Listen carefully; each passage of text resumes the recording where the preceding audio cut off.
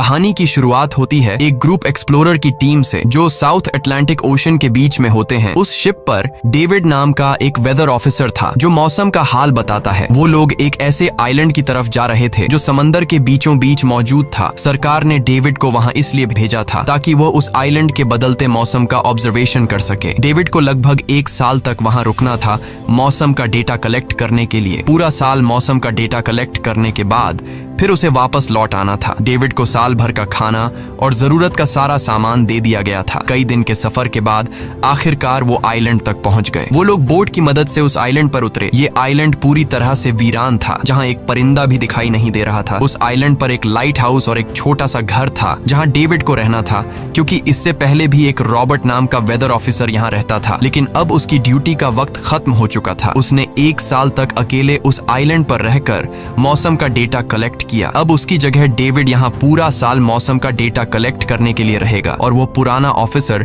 Robert ship के साथ वापस चला जाएगा। लेकिन जब पूरी टीम ने घर को विजिट किया तो वो हैरान रह गए, क्योंकि वहाँ किसी भी इंसान का नामो निशान नहीं था। कमरे के अंदर पुराने ऑफिसर का सारा सामान यहाँ वहाँ बिखरा पड़ा था। जिसके बाद कैप्टन और डेविड ने सोचा कि शायद लाइट हाउस में कोई हो सकता है। कैप्टन और डेविड बिना वक्त गंवाए लाइट हाउस की तरफ बढ़ते हैं और वो सब वहाँ एक अजीब नजारा देखते हैं। वो देखते हैं कि पूरा लाइट हाउस तेज और नुकीले लकड़ियों से घिरा हुआ था, जैसे किसी ने जानबूझकर उसे बंद कर दिया हो ताकि कोई भी अंदर न जा सके। जिसके बाद कैप्टन और डेविड ने लाइट हाउस का गेट कई बार नॉक किया, लेकिन अंदर से कोई रिस्पॉन्स नहीं मिला। आखिर में उन्होंने गेट को जोर से धक्का दिया और अंदर घुस गए। लाइट हाउस के अंदर उन्हें एक आदमी मिला जिसका नाम ग्रूनर था। जब उन्होंने ग्रूनर से पुराने वेदर ऑफिसर रॉबर्ट के बारे में पूछा तो उसने जवाब दिया कि वो तो मर गया है। वो समंदर की तरफ गया लेकिन दोबारा कभी लौटकर वापस नहीं आया। ग्रूनर की बातें सुनकर डेविड और कैप्टन दोनों चौंक गए। ये सब सुनने के बाद कैप्टन ने डेविड से कहा, अगर तुम अब भी चाहो तो हमारे साथ वापस चल सकते हो। लेकिन डेविड ने वापस जाने से इनकार कर दिया। डेविड ने सोचा अगर वो सरकार को उस आइलैंड का एक्यूरेट वेदर रिपोर्ट दे पाया तो उसे काफी मोटी रकम मिल सकती है। जिसके बाद कैप्टन ने उसे एक गन दी खुद की प्रोटेक्शन के लिए, और कैप्टन ने डेविड से कहा कि ये जगह मुझे सेफ नहीं दिखाई दे रही, अपना ख्याल रखना। इसके बाद उसे वहीं पर छोड़कर वो सब वापस चल दिए और अब ये दोबारा वापस 1 साल बाद आएंगे। कैप्टन के जाने के बाद डेविड ने घर को थोड़ा सेटल किया, रहने के काबिल बनाया। रात होने के बाद उसे ड्रॉर में एक डायरी मिली जो पुराने वेदर ऑफिसर रॉबर्ट की थी। उस डायरी में आइलैंड के बारे में बहुत कुछ लिखा था। डायरी में एक मिस्टीरियस क्रीचर के बारे में कुछ बातें लिखी गई थी, लेकिन सब कुछ साफ नहीं था। कुछ बातें अधूरी थी। डेविड हर लाइन को ध्यान से पढ़ता गया। उस डायरी में कुछ अजीब तरह के जानवरों के स्केचेस भी बने थे। डेविड को समझ नहीं आया उसने ऐसी पिक्चर्स क्यों बनाई थी। शायद वो अकेला था और टाइम पास के लिए ऐसा किया होगा। डायरी के एक पेज पर पुराने ऑफिसर के वाइफ की फोटो भी लगी थी। डेविड वह डायरी पढ़ते पढ़ते थक गया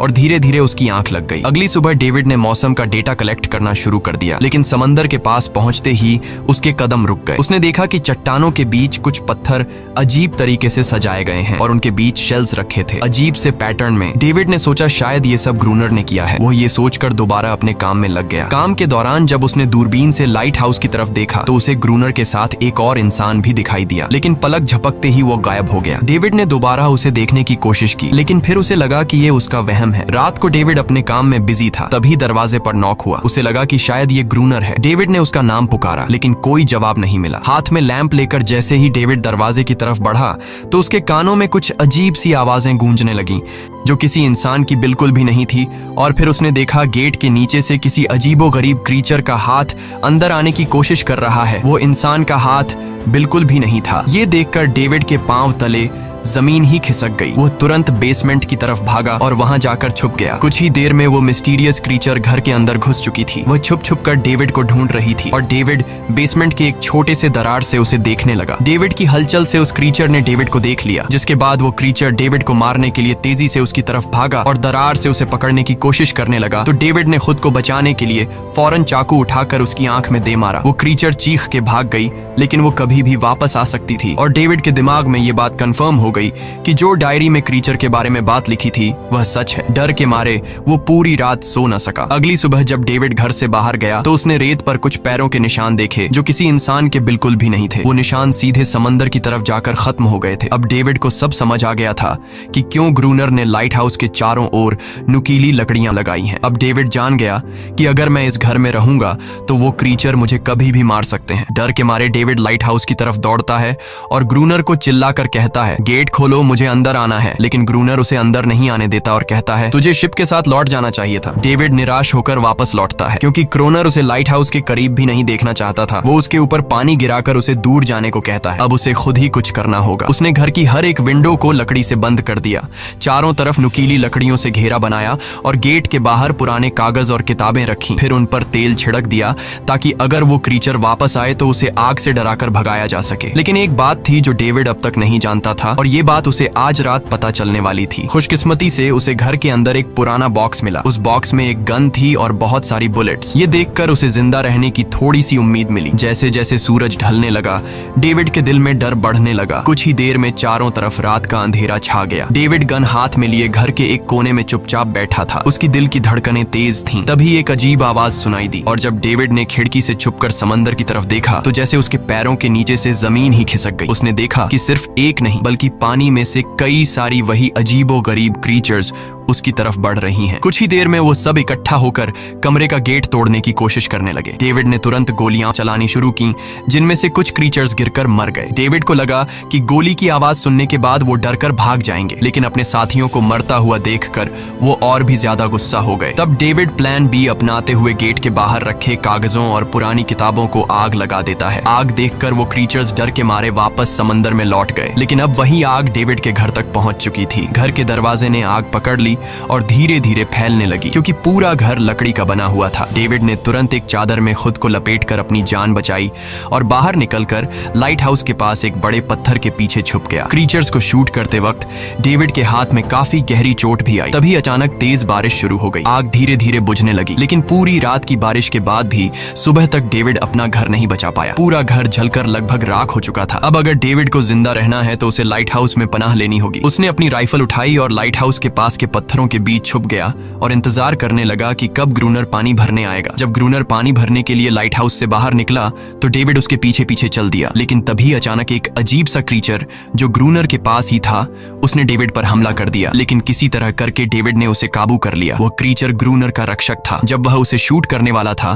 तो ग्रूनर ने तुरंत डेविड को रोका और कहा, रुक जाओ, ये मेरा पालतू है। डेविड ने गोली नहीं चलाई और मौके का फायदा उठाते हुए उसने ग्रूनर के साथ एक शर्त रखी, अगर इस क्रीचर को जिंदा रखना है तो मुझे लाइट हाउस में रहने दिया जाए, नहीं तो मैं इसे मार दूंगा। जिसके बाद ग्रूनर ने हाँ कर दी क्योंकि डेविड के पास ढेर सारा खाना और गन पाउडर था। शाम होने से पहले दोनों बचा हुआ खाना लेकर लाइट हाउस लौट आए और वो दोनों आराम से सो गए। अगली सुबह वो क्रीचर चुपचाप डेविड का हाथ चाट रहा था। जब डेविड नींद से जागा तो उसने देखा कि इस क्रीचर के चाटने की वजह से उसका हाथ पूरी तरह से ठीक हो चुका है। ये सब देखकर डेविड हैरान हुआ। डेविड अब क्रोनर से इस क्रीचर के बारे में और जानना चाहता था और फिर ये सब दुनिया के सामने लाना चाहता था क्योंकि ये किसी जादू से कम नहीं था। डेविड ने सोचा, अगर इस क्रीचर का राज दुनिया के सामने हम लाते हैं तो डेविड और क्रोनर दोनों बहुत सारा पैसा और नाम कमा लेंगे। लेकिन क्रोनर को ये सब नहीं चाहिए था। वो इस आइलैंड से कहीं नहीं जाना चाहता था। क्रोनर का अब इस दुनिया में कोई नहीं बचा था। उसके लिए ये आइलैंड परफेक्ट था जहां वो अपने आप को एक किंग समझता था और अपनी मर्जी का मालिक। इसी वजह से उसने आइलैंड के कई हिस्सों में लिख दिया था, क्रोनर यहाँ का बादशाह है। लेकिन डेविड को ये समझ नहीं आ रहा था कि ये अजीब सी क्रीचर क्रोनर की फालतू कैसे बनी। तो क्रोनर ने बताया कि एक बार क्रोनर ने उसकी जान बचाई थी। वो गलती से उसके फिशिंग नेट में फंस गई थी। तब ये क्रीचर छोटी थी और उस दिन के बाद से वो क्रोनर के साथ ही रह गई। उसकी हर बात माननी शुरू कर दी। लेकिन क्रोनर एक सख्त इंसान था। वो इस क्रीचर के साथ बहुत बुरा बर्ताव करता था। क्रोनर हर दिन इस क्रीचर के साथ फिजिकल रिलेशन रखता था। क्रोनर ने बताया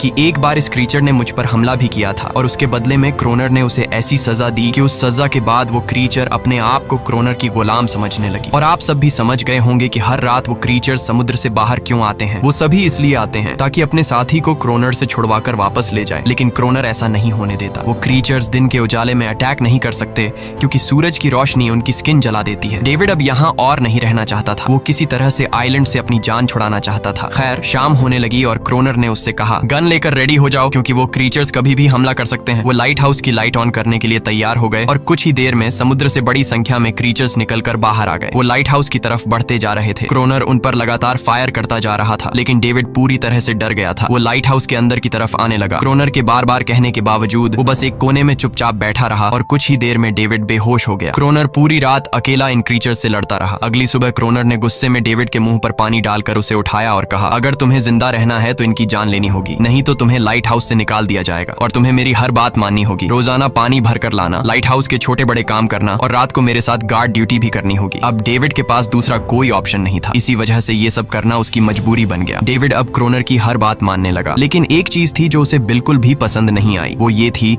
कि हर रोज उस फीमेल क्रीचर को अलग अलग तरीकों से फिजिकली टॉर्चर करना। रात होती है, दोनों फिर से गार्ड ड्यूटी के लिए तैयार हो जाते हैं और एक बार फिर वो क्रीचर समुद्र से निकलकर बाहर आते हैं। लेकिन आज डेविड को डर नहीं लग रहा था। उसने क्रीचर पर फायरिंग शुरू की, मगर आज क्रोनर कुछ भी नहीं कर रहा था। वो डेविड को बाहर छोड़कर लाइट हाउस का गेट बंद कर देता है और खुद चुपचाप अंदर बैठ जाता है ताकि डेविड खुद सीख सके कि इन क्रीचर से कैसे लड़ा जाता है। इसी तरह डेविड को लड़ते लड़ते वो रात कट जाती है और सुबह हो जाती है। सुबह क्रोनर ने देखा कि डेविड लाइट हाउस के गेट के बाहर खून में लथपथ बैठा था। अब उसने सीख लिया था कि इन क्रीचर्स से कैसे लड़ना है। इसी तरह समय गुजरता गया, रातों को इन क्रीचर्स से लड़ते हुए और दिन भर क्रोनर के लाइट हाउस के काम संभालते हुए। ये आइलैंड अब उसके लिए एक बंद घर जैसा हो गया था। वो हर वक्त सोचता रहता था कि कब ये जगह छोड़कर आजादी की सांस लेगा। समय के साथ साथ डेविड का उस फीमेल क्रीचर के साथ एक अजीब सी दोस्ती बन गई थी। डेविड को उसके लिए अब बुरा लगने लगा था। अब उसे समझ आया कि अपने लोगों को छोड़कर अकेला रहना कितना मुश्किल होता है। शायद वो क्रीचर भी कुछ ऐसा ही महसूस करती थी। डेविड ने उस क्रीचर को एक नाम भी दिया, अनारियस। इसी तरह से दिन गुजरते गए और फिर एक दिन उन्होंने देखा कि इन क्रीचर्स के अटैक्स धीरे धीरे कम हो रहे हैं। डेविड सोचता है शायद सर्दियों में वो कहीं और चले जाते हैं या फिर शायद उन्हें समझ आ गया था कि इन दोनों से लड़कर कुछ हासिल नहीं होगा। लेकिन क्रोनर ने उससे कहा कि ऐसा बिल्कुल नहीं है, वो फिर से अटैक करेंगे। अब वो अपनी संख्या बढ़ा रहे हैं। कुछ और दिन ऐसे ही गुजर गए। एक रात डिनर के बाद क्रोनर और डेविड ने टाइम पास के लिए चेस खेलना शुरू किया, लेकिन यहीं पर क्रोनर से एक बड़ी गलती हो गई। वो दोनों खेल में इतने उलझ गए कि लाइट हाउस की लाइट्स ऑन करना ही भूल गए। अंधेरे का फायदा उठाकर क्रीचर्स ने उन पर अटैक कर दिया। डेविड ने देखा कि क्रीचर्स की संख्या इतनी ज्यादा थी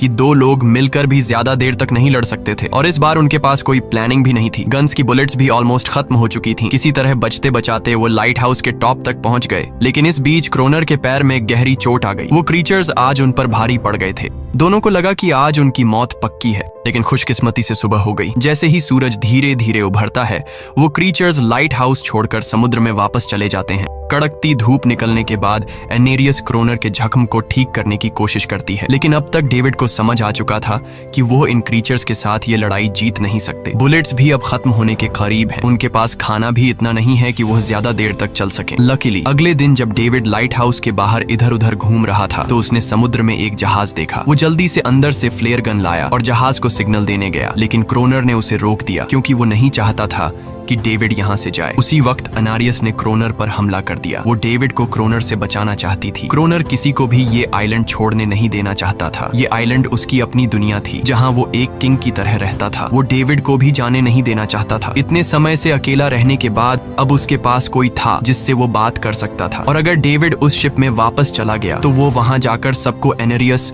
और उनके बारे में बता देगा। इसलिए अब डेविड यहाँ से नहीं जा सकता। धीरे धीरे वो शिप डेविड की आंखों के सामने समुद्र में गायब हो गई। अब उसके पास कुछ भी करने को नहीं था। कुछ और दिन ऐसे ही बीत गए। क्रोनर अब भी डेविड और अनारियस दोनों के साथ बुरा बर्ताव कर रहा था, लेकिन अनारियस को वो खास तौर पर मारता था, जो डेविड को बिल्कुल पसंद नहीं था। एक दिन डेविड ने अनारियस को एक छोटी टॉय बोट गिफ्ट में दी जो उसने किसी मछली की हड्डी से बनाई थी। लेकिन जब अनारियस ने उस बोट को देखा तो वो डेविड को आइलैंड के एक ऐसे कोने में ले गई जहाँ सचमुच एक असली बोट रखी थी। जब डेविड ने इस बोट के बारे में क्रोनर से पूछा तो उसने कहा हाँ, उसे पहले से पता था कि आइलैंड के इस हिस्से में एक बोट है। क्रोनर कहता है कि कुछ लोग इस आइलैंड तक बोट के जरिए अपनी जान बचाने आए थे, लेकिन सुबह होने से पहले उनमें से कोई भी जिंदा नहीं बचा। सबको इन क्रीचर्स ने मार दिया। वो सब शिप में गोला बारूद ले जा रहे थे, लेकिन समुद्र में आए तूफान की वजह से उनका शिप इसी आइलैंड के पास डूब गया। ये सब सुनते ही डेविड के दिमाग में एक आइडिया आया। उनके पास एक डाइविंग सूट जैसा कुछ था। डेविड ने कहा कि अगर हम दोनों में से कोई उस सूट को पहनकर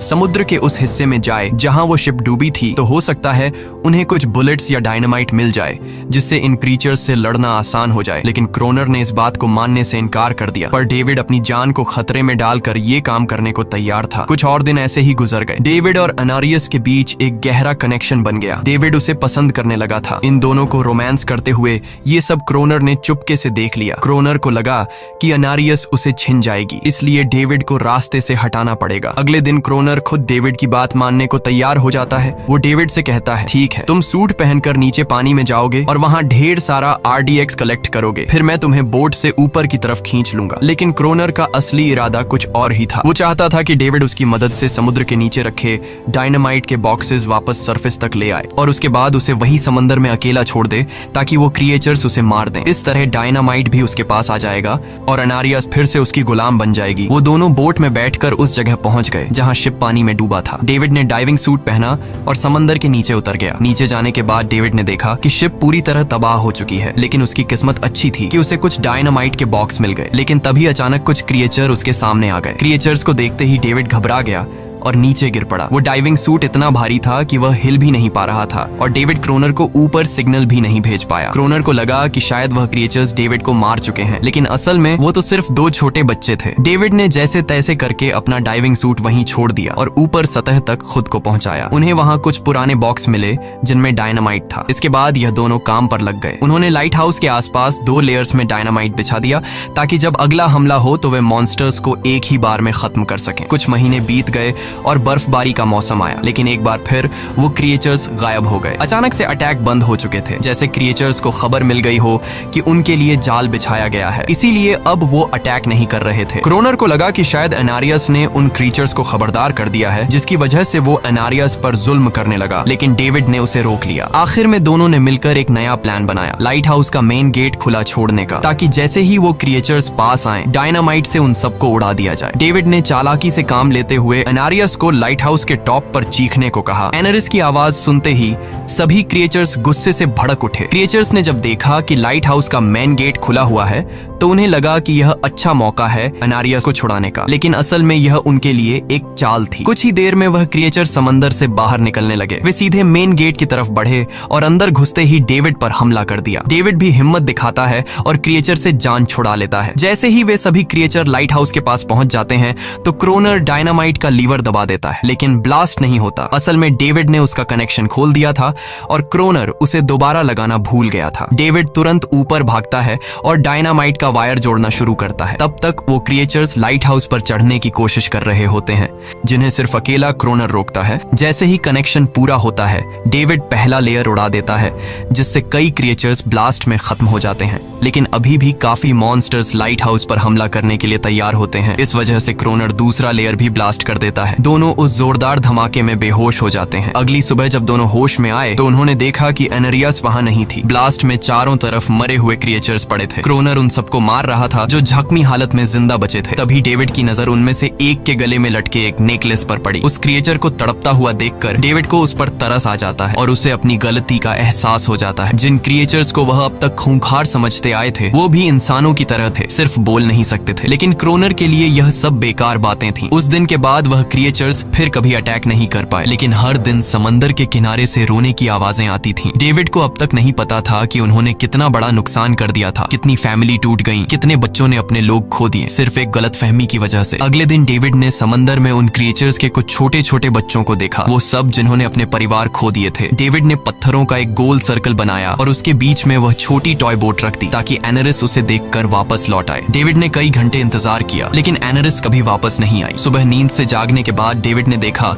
कि क्रोनर सो रहा है। क्रोनर के पास कुछ पुरानी चीजें रखी थीं, उनमें एक पुरानी तस्वीर भी थी और जैसे ही डेविड ने उस तस्वीर को देखा वह हैरान रह गया। वह लड़की जिसका फोटो उसने पहले दिन पुराने ऑफिसर रॉबर्ट की डायरी में देखा था वह कोई और नहीं बल्कि क्रोनर की पत्नी थी और फोटो में क्रोनर उसके साथ खड़ा था। असल में 1 साल पहले आए वेदर ऑफिसर रॉबर्ट मरा नहीं, बल्कि उसने अपनी पहचान बदल दी थी, यानी क्रोनर ही वेदर ऑफिसर रॉबर्ट है, बस उसने अपना नाम बदल लिया था क्योंकि अब वह कभी इस आइलैंड को छोड़ना नहीं चाहता था। ये सब देखकर डेविड ने भी यह उम्मीद छोड़ दी कि वह कभी इस आइलैंड से जा पाएगा। अगले दिन शाम को जब डेविड समंदर के किनारे गया उसने देखा कि उस सर्कल में रखी छोटी बोट अब वहां नहीं थी, लेकिन उसी जगह पर उसने एक क्रीचर का छोटा सा बच्चा देखा जिसके हाथों में वह बोट थी। डेविड ने अपने हाथ में जलती हुई लकड़ी को उस सर्कल के बीच में फेंक दिया ताकि वह दिखा सके कि उसका इरादा लड़ने का नहीं है और उसे किसी को खतरा महसूस न हो। वह उनके साथ दोस्ती करना चाहता था। कुछ ही देर बाद समंदर की लहरों से एनारिस निकलती है और उसके पीछे पूरा क्रीचर्स का ग्रुप भी समंदर अंदर से बाहर आता है, लेकिन इस बार कोई भी डेविड पर अटैक नहीं करता क्योंकि वे भी अब शांति चाहते हैं। उनका इरादा सिर्फ एक सुरक्षित जगह पाने का था अपने बच्चों के लिए। लेकिन तभी वहां क्रोनर हाथ में बंदूक लिए पहुंच जाता है। क्रोनर को लगता है कि अगर शांति हो गई तो उसे सबसे ऊपर होने का एहसास कैसे होगा। डेविड उसे समझाने की कोशिश करता है कि ये क्रीचर्स लड़ना नहीं चाहते, ये शांति चाहते हैं। लेकिन क्रोनर किसी की नहीं सुनता। वो एनेरियस से चिल्लाकर कहता है अंदर चली जाओ। लेकिन ये पहली बार था कि एनेरियस ने उसकी बात नहीं मानी, क्योंकि अब वह उसकी नौकरानी नहीं थी। यह देखकर क्रोनर को लगता है कि अब इस आइलैंड पर उसकी बादशाहत नहीं रही। क्रोनर खुद को अंदर से कमजोर महसूस करने लगता है, क्योंकि अब कोई भी उसका हुक्म नहीं मान रहा था। गुस्से में उसने लाइट हाउस की तरफ कदम बढ़ाए। डेविड को लगा शायद क्रोनर को अब समझ आ गया होगा कि हर एक जानवर आजादी चाहता है, कोई भी किसी का गुलाम बनकर नहीं जीना चाहता। लेकिन क्रोनर के सर से बादशाहत का भूत कहां उतरने वाला था। जैसे ही वह लाइट हाउस पहुंचा, उसने सिग्नल गन से एक फ्लेयर छोड़ी जो सीधा जाकर एक क्रीचर के बच्चे से टकरा गई। उस बच्चे की तुरंत मौत हो गई। सभी क्रीचर्स डर के मारे भाग गए और एनेरियस ने भी डेविड पर अपना पूरा भरोसा खो दिया। गुस्से से पागल डेविड तुरंत लाइट हाउस की तरफ भागता है क्रोनर को सबक सिखाने। डेविड उससे लड़ने लगता है, क्यों किया तूने ये सब? ये लोग तो बस शांति चाहते थे। लेकिन क्रोनर इतना हिंसक हो चुका था कि उसने डेविड को मारने का फैसला कर लिया। वह हाथ में लोहे का रॉड लेकर जैसे ही डेविड पर वार करने जा रहा था, डेविड ने उसे उसके असली नाम से पुकारा और कहा, रुक जाओ रॉबर्ट, तुम खूनी नहीं हो। ये सुनकर क्रोनर एकदम रुक गया। असल में रॉबर्ट ऐसा इंसान कभी था ही नहीं। इस आइलैंड पर आने के बाद अकेले रहने की वजह से उसकी मेंटल हेल्थ बिगड़ चुकी थी। अकेलापन, अपनी पत्नी की मौत और गहरा डिप्रेशन, इन सब ने उसे ऐसा बना दिया था। वह असल में कोई किलर नहीं था, वह एक अच्छा इंसान था। क्रोनर को एहसास हुआ कि ये क्रीचर्स कभी लड़ना नहीं चाहते थे, वे बस शांति चाहते थे। क्रोनर ने उन्हें सिर्फ इसलिए मारा ताकि वह खुद को पावरफुल दिखा सके। और अब क्रोनर को अपनी गलती का एहसास हो चुका था, इसीलिए उसने खुद को उन क्रीचर्स के सामने सरेंडर कर दिया और कुछ ही पलों में उन्होंने उसे मार दिया। डेविड लाइट हाउस के अंदर खुद को लॉक कर लेता है। समय ऐसे ही बीतता चला जाता है और 1 साल बाद आइलैंड पर एक गवर्नमेंट अफसर आता है, साथ में एक नया वेदर ऑफिसर भी होता है। अब नए गवर्नमेंट अफसर ने इस आइलैंड पर वेदर मॉनिटर की ड्यूटी करनी थी। जब कैप्टन पिछले अफसर के बारे में डेविड से पूछता है तो डेविड भी वही बात करता है कि वह पानी की तरफ गया था लेकिन कभी वापस नहीं आया। और वेदर ऑफिसर को भी लगता है कि डेविड ही क्रोनर है। डेविड ने भी उनकी इस गलतफहमी को ठीक नहीं किया। वह चुपचाप बालकनी पर गया और खड़ा हो गया बिना कुछ कहे, क्योंकि अब वह भी इस आइलैंड को छोड़ना नहीं चाहता था, बिल्कुल क्रोनर की तरह। इसी दौरान एनेरिस भी अपने परिवार के साथ खुश थी। अब उन्हें किसी क्रोनर जैसे आदमी का डर नहीं था। अब वे आइलैंड पर भी और समंदर में भी आजादी से जी सकते थे। इसी के साथ कहानी खत्म हो जाती है। अगर वीडियो आपको अच्छी लगी हो तो हमारे चैनल को जरूर सब्सक्राइब कीजिए।